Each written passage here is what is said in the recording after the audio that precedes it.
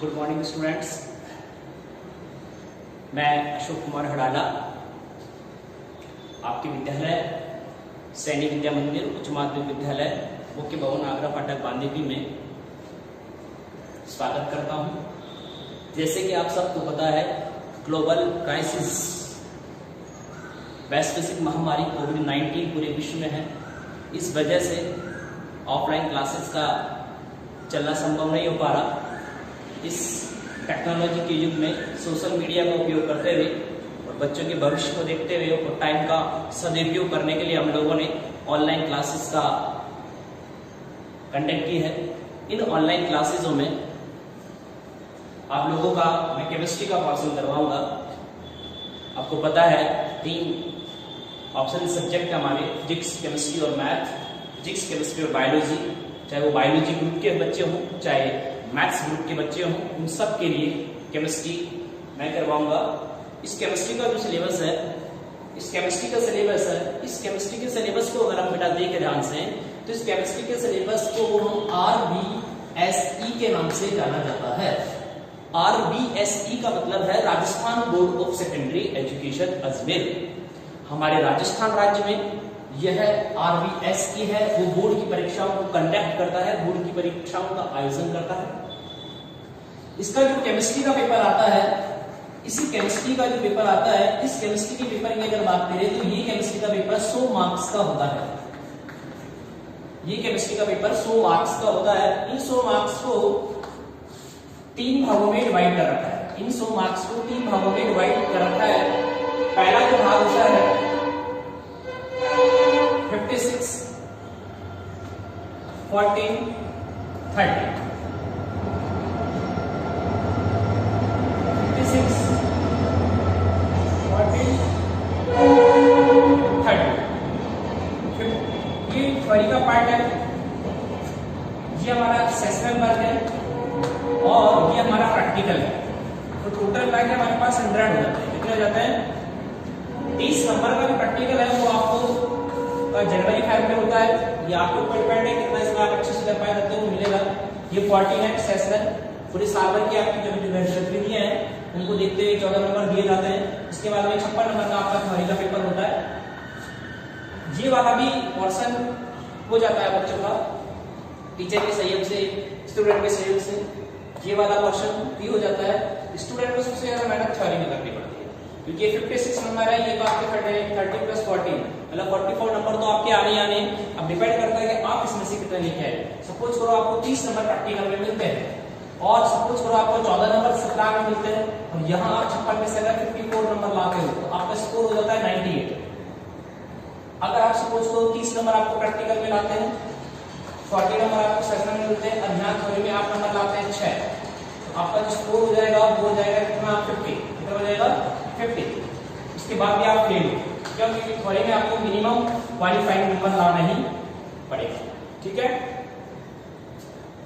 तो जैसे जैसे मैं आपको बताता हूँ, जैसे जैसे एक्सप्लेन करता हूँ, बातों को ध्यान से सुनना और समझना, बिल्कुल दिक्कत नहीं आएगी और आपको अच्छे से बताया जाएगी हर चीज को। अब ये जो मैं वीडियो स्कूल की तरफ से आपको प्रोवाइड कराए जा रहे हैं, इन्हें आप या तो सेव कर लें या फिर इनको पढ़ पढ़ के इनसे सीख सीख करके आप नोट्स भी बना सकते हैं। तो सबसे पहली बात, केमिस्ट्री हमारे पास जो है, इस केमिस्ट्री को हमने आपकी सुविधा के लिए या बच्चों की सुविधा के लिए बेसिकली केमिस्ट्री को 3 भागों में हमने डिवाइड कर रखा है। पहला जो पार्ट है इसका, उसे कहा जाता है इनऑर्गेनिक केमिस्ट्री, और दूसरा जो होता है उसे हम कहते हैं ऑर्गेनिक केमिस्ट्री, और तीसरा जो होता है उसे कहते हैं फिजिकल केमिस्ट्री। तो केमिस्ट्री को 3 भागों में बांट रखा है, ऑर्गेनिक, इनऑर्गेनिक और फिजिकल केमिस्ट्री। आप 12th क्लास के स्टूडेंट हो तो 12th क्लास में आपके टोटल जो चैप्टर है वो है 1 से लेकर के 17 चैप्टर है। इन 17 चैप्टर में फिजिकल केमिस्ट्री भी है, ऑर्गेनिक केमिस्ट्री भी है, इनऑर्गेनिक केमिस्ट्री भी, तीनों केमिस्ट्री में इसके अंदर मिक्सअप है। तो कुछ चैप्टर इसमें इनऑर्गेनिक केमिस्ट्री के हो सकते हैं, कुछ चैप्टर्स में फिजिकल केमिस्ट्री के हो सकते हैं, कुछ चैप्टर्स में ऑर्गेनिक केमिस्ट्री के हो सकते हैं।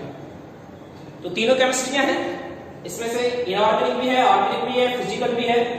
तो आपको सबसे पहले आप जो मैं बता रहा हूं उस केमिस्ट्री को आप सबसे पहले सीखना। ठीक है, मैं आपको पूरे 17 चैप्टर है, इन 17 चैप्टर में से सबसे पहले मैं आपको जो चैप्टर पढ़ाने जा रहा हूं दैट इज लेसन नंबर 2। ये है मेरे पास लेसन नंबर 2। लेसन नंबर 2 का नाम है जी विलियन। लेसन नंबर 2 का नाम क्या है? विलियन। इसे अंग्रेजी में कहते हैं सॉल्यूशन। लेसन नंबर 2 और इस लेसन नंबर 2 का नाम होता है विलियन, और विलियन को अंग्रेजी में क्या कहते हैं? सॉल्यूशन। बहुत इंपॉर्टेंट चैप्टर है ये। टोटल बोर्ड में कितने मार्क्स का है? तो ये बोर्ड में टोटल 3 मार्क्स का चैप्टर है। कहने का मतलब है बोर्ड में इसमें से 3 नंबर के क्वेश्चन आते हैं। इसमें से न्यूमेरिकल आएगा, एक न्यूमेरिकल इसमें से आता है, डेफिनेशन भी आती है, कई बार एक छोटा क्वेश्चन भी आ जाता है। ठीक है ना? तो अच्छा चैप्टर है, बहुत बढ़िया चैप्टर है।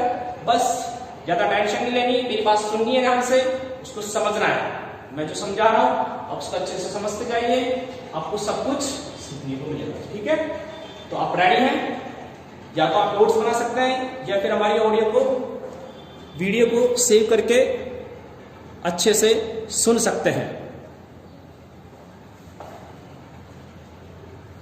सबसे पहले मैं परिभाषा की बात करता हूं। परिभाषा की अगर हम बात करते हैं तो दो या दो से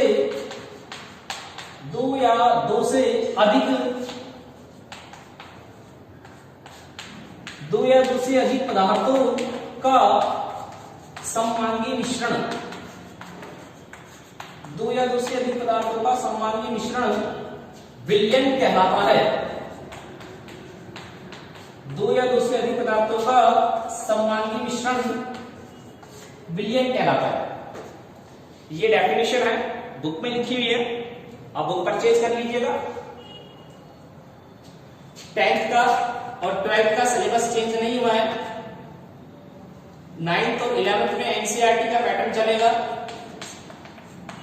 और बाकी 10th 12th में वही जो पुराना आरबीएसई का पैटर्न है वही है, इसलिए आप बुक परचेज कर सकते हैं। जैसे आप बुक को लेंगे, बुक में आप चैप्टर नंबर 2 निकालेंगे, चैप्टर नंबर 2 का नाम आपको मिलेगा विलयन, और इस विलयन में आपको सबसे पहले ये लाइन लिखी मिलेगी कि 2 या 2 से अधिक पदार्थों का सममांगी मिश्रण विलयन कहलाता। तो ये विलयन की परिभाषा हुई, 2 या 2 से अधिक पदार्थों का सममांगी मिश्रण विलयन कहलाता। अब जो आपको सुनने की बात है सबसे इंपॉर्टेंट वो ये कि सर ये तो इसकी परिभाषा हुई, लेकिन आप हमें ये बताइए विलयन होता क्या है, विलयन की जरूरत क्यों पड़ गई, विलयन क्यों बनाए जाते हैं, विलयन बनाए जाते हैं या बन जाते हैं, विलयन होने का क्या फायदा होता है। ठीक है? बहुत सारी चीजें आपको सीखने को मिलेंगी। ये तो बातें थी किताब, अब आप मेरी बातें ध्यान से सुनना। मैं जो कह रहा हूं उनको आप ध्यान से सुनना, सारी बातें आपको अच्छे से समझ में आ जाएगी।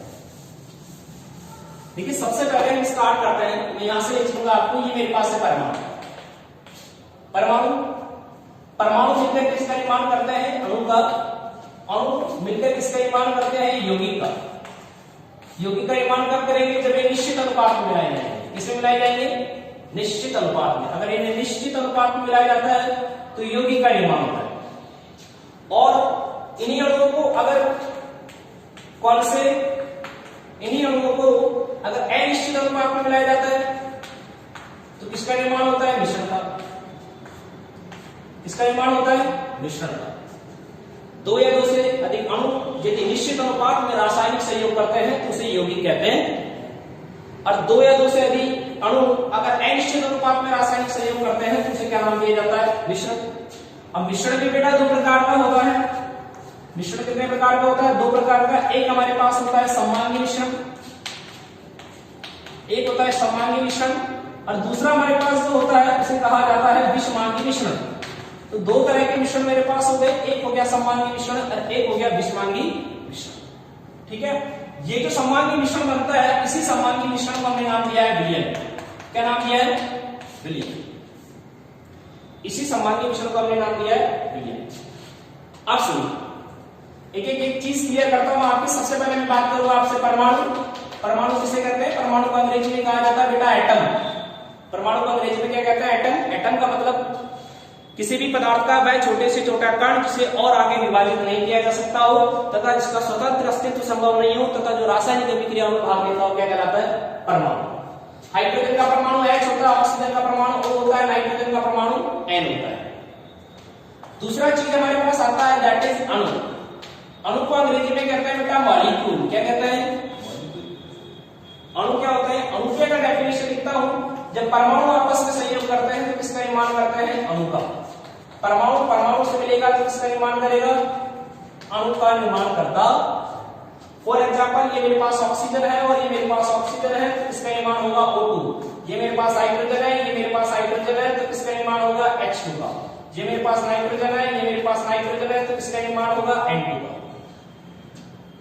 बात समझ में आ गई? अणु किसे कहते हैं? दो या दो से अधिक परमाणु मिलकर के किसका निर्माण करते हैं? अणु का।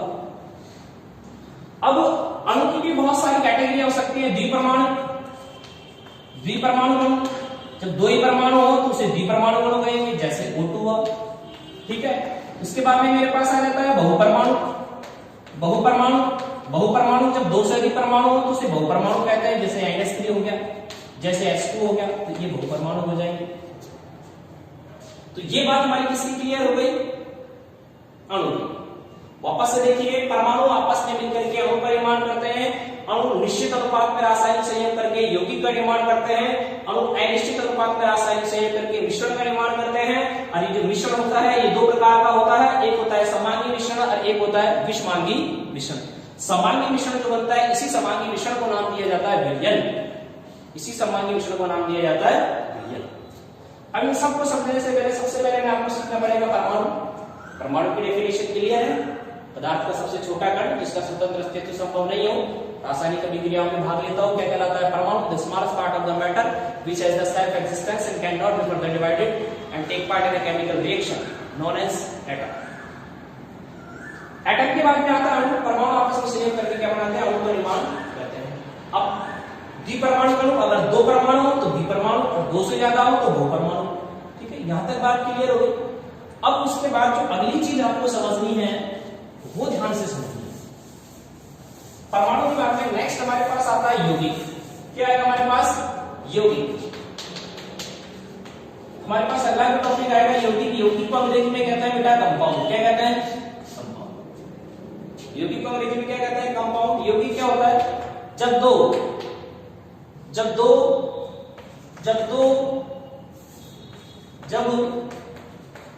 या दो से अधिक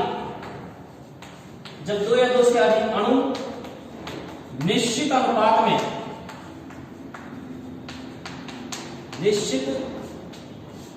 में रासायनिक संयोग करते हैं तो यौगिक का निर्माण होता है। करते हैं तो यौगिक का निर्माण होता है। तो यौगिक का निर्माण होता, सिंपल सी वही भाषा है। जब दो या दो से अधिक अणु निश्चित अनुपात में, निश्चित अनुपात फिक्स रेशियो, निश्चित अनुपात में अगर रासायनिक संयोग करते हैं तो यौगिक का निर्माण होता।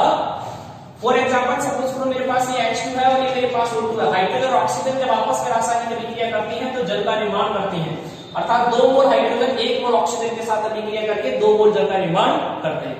तो ये फिक्स है, हमेशा 2 मोल हाइड्रोजन 1 मोल ऑक्सीजन के साथ रासायनिक संयोग करेगी। तो ये निश्चित अनुपात में रासायनिक संयोग कर रहे हैं। अगर ये निश्चित अनुपात में रासायनिक संयोग कर रहे हैं तो फिर इसे कहा जाएगा यौगिक। क्या कहा जाएगा इसे?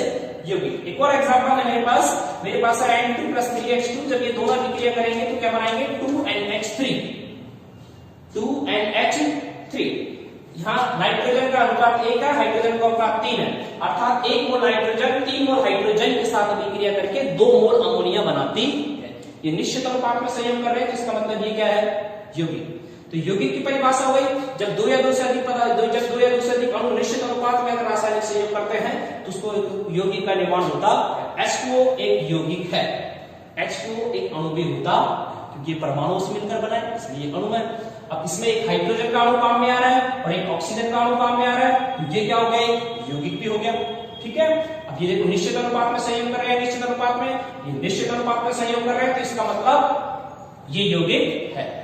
NH3 एक क्या है? यौगिक है। दो या दो से अधिक अणु आपस में मिलकर के क्या बना रहे हैं? निश्चित अनुपात में संयोग कर रहे हैं, तो यौगिक का निर्माण होता है 1:3। तो ये फिक्स है। जल के अणु का निर्माण करने के लिए हाइड्रोजन और ऑक्सीजन हमेशा 2:1 में रासायनिक संयोग करेंगे और नाइट्रोजन और हाइड्रोजन हमेशा 1:3 में रासायनिक संयोग, 3:1 में रासायनिक संयोग करते हैं। तो ये तो बात हो गई यौगिक। अब यौगिक के बाद में जो नेक्स्ट चीज हमारे पास आती है वो आती है मिश्रण। क्या आती है? मिश्रण। यौगिक के बाद नेक्स्ट हमारे पास जो चीज आती है दैट इज मिश्रण। मिश्रण किसे कहते हैं, सुनिए ध्यान से। मिश्रण, पहली बात है मिश्रण को अंग्रेजी में कहते हैं मिक्सर, MIXTUR, मिक्सर। मिक्सर क्या होता है, जब दो या दो से अधिक अणु अनिश्चित अनुपात में संयोग करते हैं, अनिश्चित अनुपात में संयोग करते हैं,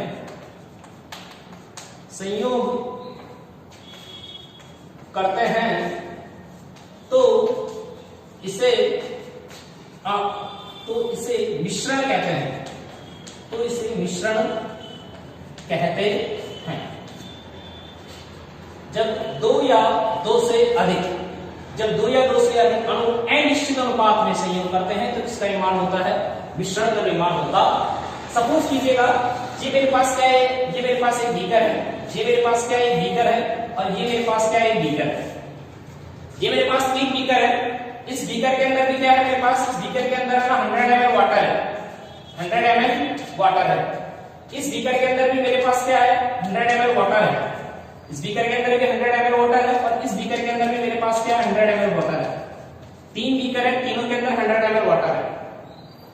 अब इसमें मैंने 5 ग्राम NaCl डाल दिया, 5 ग्राम NaCl डाल दिया, NaCl इसके अंदर घुल जाएगा, मतलब NaCl इसके अंदर डिसॉल्व हो जाएगा। अब मैंने क्या किया, इसके अंदर 5 ग्राम मैंने इसमें NaCl भी डाला, और प्लस मैंने इसके अंदर 5 ग्राम मैंने इसके अंदर सुक्रोज भी डाला। सुक्रोज मतलब C12H22 हो गया, चीनी भी मैंने इसके अंदर मिक्स कर दी। तो ये भी एक क्या बन जाएगा, ये दोनों इसके अंदर घुल जाएंगे, और ये क्या बन जाएगा, एक सॉल्यूशन बन जाएगा। ठीक है, अब मैंने इसके अंदर 100 ml वाटर में से मैंने डाल दिया SiO2 सिलिका, जिसे अपन लोग कहते हैं मिट्टी। क्या कहते हैं, मिट्टी। मैंने मिट्टी को मिला दिया इसके अंदर। अब देखिए क्या कंडीशन है, 2 1 और 1 2 या 2 से अधिक। नमक कोई फिक्स नहीं है, जरूरी थोड़ी है 5 ग्राम, कोई कम खाता है कोई ज्यादा खाता है, ज्यादा खाने वाला ज्यादा मिक्स कर लो, कम खाने वाला कम। ठीक है, इसी तरह यहाँ पर भी आप कितना भी डाल सकते हो, आपकी मर्जी है। यहाँ पर आपकी मिट्टी डाल दी, कम डालो या ज्यादा डालो। देखो अब इन दोनों में A और B, और ये मेरे पास आ गया C, A B और C। अभी देखो A B C तीनों में डिफरेंस क्या है और तीनों में समानता क्या है। ये भी एक विलयन है, ये भी एक विलयन है, और ये भी एक विलयन है। विलयन क्यों है, ये भी एक विलयन है, ये भी एक विलयन है, और ये भी एक विलयन है। इसमें क्या है, एक पदार्थ तो ये NaCl है, और एक पदार्थ क्या है, ये चल। तो दो पदार्थ हो गए, इसमें देखो 1 2 और 3 पदार्थ हो गए, इसमें कितने हो गए, 2। तो 2 या 2 से अधिक पदार्थों का समांगी मिश्रण क्या कहलाएगा, विलयन कहलाता है। अब सर ये समांगी है विषमांगी, इसका कैसे पता लगेगा। तो यहां पर एक शब्द आया मेरे पास समांगी, एक तो आता है समांगी, एक मेरे पास क्या आता है, विषमांगी। एक शब्द मेरे पास आता है समांगी, और एक शब्द मेरे पास क्या आता है, विषमांगी। समांगी से मतलब क्या होता है, समांगी का मतलब होता है सीधा सीधा, अगर किसी विलयन का रासायनिक संगठन समान है, अगर रासायनिक संगठन समान है तो उसे समांगी कहा जाएगा, और रासायनिक संगठन अलग अलग है तो उसे विषमांगी कहा जाएगा। ये आपने 100 ml पानी लिया, इस पानी में आपने थोड़ा सा NaCl डाल दिया, अब आप इसको टेस्ट करके देखिए, चाहे यहां से टेस्ट करके देखिए, चाहे यहां से टेस्ट करके देखिए, आपको सेम टेस्ट आएगा। मतलब इस पूरे मिश्रण का रासायनिक संगठन एक जैसा है। अगर इसका रासायनिक संगठन एक जैसा है तो बताओ ये समांगी होगा या विषमांगी होगा, समांगी होगा। पहली बात तो ये मिश्रण है, मिश्रण ये इसलिए कि सर आपने दोनों पदार्थों को अनिश्चित अनुपात में मिलाया है, तो ये मिश्रण है। अब मिश्रण में ये कौन सा मिश्रण है, समांगी मिश्रण। इसमें भी आ जाओ, इसमें देखो ये भी समांगी बनेगा, पूरे का रासायनिक संगठन एक जैसा आएगा, समांगी बनेगा। ये समांगी बनेगा, ये समांगी नहीं बनेगा, ये विषमांगी बनेगा। क्यों, क्योंकि इसके अंदर मैंने मिट्टी को डाला है। मिट्टी के अंदर क्या, मिट्टी के कणों का आकार बड़ा होता है, इसलिए इन पर ग्रेविटी लगती है, ग्रेविटी के कारण ये पैनने में आ जाते हैं। ऊपर तो आ जाएगा पानी और नीचे क्या रह जाएगी, मिट्टी। ऊपर तो पानी और नीचे मिट्टी। तो क्या ये समांगी हुआ, विषमांगी हुआ, ये विषमांगी हुआ। ये दोनों समांगी है, इन दोनों को कहा जाएगा विलयन। इसे विलयन नहीं कहा जाएगा, इसको विलयन तो हम कह सकते हैं लेकिन वास्तविक विलयन नहीं कहेंगे, इसे कहेंगे अवास्तविक विलयन, और इन दोनों को हम कहेंगे वास्तविक विलयन, और इसे हम क्या कहेंगे, अवास्तविक विलयन। ठीक है ना। इस चैप्टर में जिस विलियन की बात कर रहा हूं, मैं कौन से विलियन की बात कर रहा हूं, मैं बात कर रहा हूं वास्तविक विलियन की। कौन से विलियन की? वास्तविक विलियन। वास्तविक विलियन को अंग्रेजी में हम कहते हैं ट्रू सॉल्यूशन। तो अब आपको मेरी बात समझ में आ गई हो गई कि सर चैप्टर नंबर 2 पढ़ाने की कोशिश कर रहे हैं, और चैप्टर नंबर 2 सर हमको पढ़ाएंगे जो विलियन के बारे में पढ़ाएंगे, और विलियन के बारे में भी जो पढ़ाएंगे वो कौन से विलियन के बारे में पढ़ाएंगे? वास्तविक विलियन के बारे में पढ़ाएंगे। ठीक है। वास्तविक विलियन क्या होता है सर? वास्तविक विलियन एक सममांगी मिश्रण होता है, इसका दो या दो से अधिक पदार्थों का सममांगी मिश्रण होता है, उसे विलियन कहते हैं। इसमें दो पदार्थ है, सममांगी मिश्रण बन रहा है तो ये विलियन है, और विलियन वास्तविक विलियन है। इसमें दो या दो से अधिक पदार्थ है, सममांगी मिश्रण बन रहा है तो ये विलियन है, और ये वास्तविक विलियन है। इसमें भी दो या दो से अधिक पदार्थ मिल रहे हैं, ये सममांगी मिश्रण नहीं है, ये विषमांगी मिश्रण है, तो इसलिए ये विलियन तो है पर वास्तविक विलियन नहीं है, अवास्तविक विलियन है। केमिस्ट्री की लैंग्वेज में इसे कहा जाता है निलंबन। केमिस्ट्री की लैंग्वेज इसे कहा जाता है निलंबन। इसके बारे में हम लेसन नंबर 5 में डिटेल से डिस्कस करेंगे। बात समझ में आ गई? एक सिंपल सा एग्जांपल, सपोज करो आपकी मम्मी ने चाय बनाई, और चाय बनाने के बाद चाय फीकी रह जाती है, और चाय बनाने के बाद अगर चाय फीकी रह जाती है तो आपके पास दो ऑप्शन है। ऑप्शन नंबर 1, पहला तो ये कि मम्मी है ना आपको चीनी लेके आई थोड़ी सी, और आपकी चाय में डाल दी। आपकी चाय में चीनी डाली, आप उसको थोड़ा आपने डिसॉल्व किया और उसे पीना स्टार्ट कर दिया। तो शुरू में तो आपको चाय फीकी लगेगी, लेकिन लास्ट में अचानक से मीठी लगेगी। तो शुरू का कंपोजिशन और लास्ट का कंपोजिशन सेम था? नहीं था। तो वो सममांगी था या विषमांगी? विषमांगी था। एक कंडीशन ये हो सकती है, मम्मी ने चाय बनाई, चाय फीकी रह गई, अब मम्मी दो चीजें साथ में लेके आती है, एक चम्मच और एक चीनी। चीनी आप उसके अंदर डालते हो, चम्मच से आप उसको डिसॉल्व करते हो, फिर उसके बाद आप पीजिए, तो आपको बताओ पूरा टेस्ट एक जैसा आएगा, चीनी इसके अंदर से घुल जाएगी। तो सममांगी व विषमांगी? सममांगी। ठीक है। तो सममांगी मिश्रण को ही हम क्या कहते हैं? विलियन कहते हैं।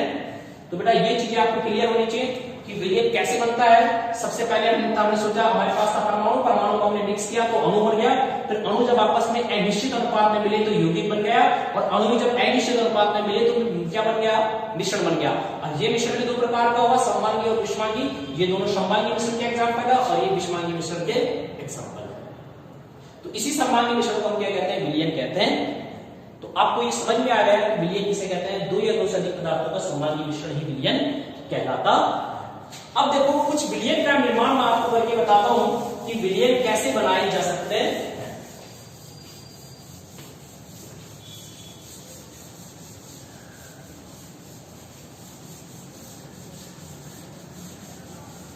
पहला मैंने यहां पर लिखा NaCl का जलीय विलियन। NaCl का जलीय विलियन, इसका मतलब ये हुआ कि NaCl को जल में घोल रखा है। ये मेरे पास एक बीकर है, इस बीकर के अंदर मेरे पास 100 ml वाटर है, इसमें मैंने NaCl को डिसॉल्व कर दिया, NaCl को मैंने इसके अंदर घोल दिया, तो ये NaCl का जलीय विलियन हो गया। दूसरा मेरे पास आएगा सुक्रोज का जलीय विलियन। दूसरा मेरे पास आता है वो आता है सुक्रोज का जलीय विलियन। तो सुक्रोज के जलीय विलियन की अगर हम बात करते हैं तो सुक्रोज का जलीय विलियन क्या होगा? ये मेरे पास एक बीकर है, इस बीकर के अंदर क्या 100 ml वाटर है, और इस 100 ml वाटर में मैंने C12H22 चीनी को मिक्स कर दिया। जब मैंने इसके अंदर चीनी को मिक्स कर दिया तो ये एक विलियन बन गया। ठीक है। इसे कहेंगे सुक्रोज का जलीय विलियन, और इसे कहेंगे NaCl का जलीय विलियन। ठीक है। यहां तक बात समझ में आ गई? अब देखिए, जब विलियन बनाया जाता है तो आपके पास ये बीकर है, इस बीकर के अंदर आप किसी चीज को लेते हो और एक किसी चीज को मिक्स करते हो, तो दो कंपोनेंट आपके पास हो गए। एक हो गया अवयव नंबर A, और एक मेरे पास हो गया अवयव नंबर B। आपके पास टोटल अवयव कितने हो जाएंगे? दो, अवयव नंबर A और अवयव नंबर B। अवयव नंबर 1 जो होता है उसे हम कहते हैं विलायक। क्या कहते हैं? विलायक। और अवयव नंबर B जो होता है उसे हम क्या कहते हैं? विलेय। क्या कहते हैं? विलेय। और इस पूरे को फिर क्या नाम दिया जाता है? पूरे को नाम दिया जाता है विलियन। क्या नाम दिया जाता है? विलियन। तो सिंपल सी बात है कि मैं अगर आपसे कहूं विलियन क्या होता है, तो विलियन किससे मिलकर बनता है? विलियन एक तो मिलकर बनता है विलेय से, और एक किससे मिलकर बनता है? विलायक से। एक विलेय से और एक विलायक से। विलेय को अंग्रेजी में कहते हैं सॉल्यूट, और विलायक को अंग्रेजी में कहते हैं बेटा सॉल्वेंट। क्या कहते हैं? सॉल्वेंट। यहां पर NaCl सॉल्यूट है, H2O सॉल्वेंट है, यहां पर C12H22O11 सॉल्यूट है, और H2O क्या है? सॉल्वेंट। सर अवयव क्या होता है? अवयव का मतलब होता है वे पदार्थ जिनसे विलयन का निर्माण होता है उन्हें अवयव कहा जाता है। तो विलयन का निर्माण करने के लिए दो अवयवों की जरूरत पड़ेगी, एक तो पड़ेगा विलायक और एक क्या पड़ेगा? विलयन।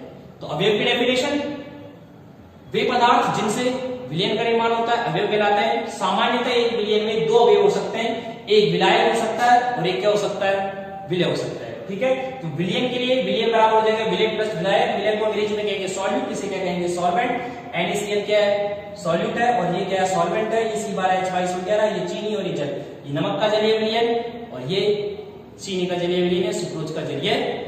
तो ये हमारे पास क्या होता है? विलयन होता है।